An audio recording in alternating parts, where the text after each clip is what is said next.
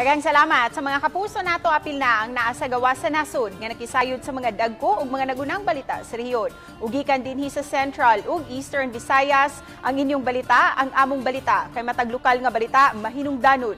Kini ang inyong GMA Regional TV Balitang Bisdak.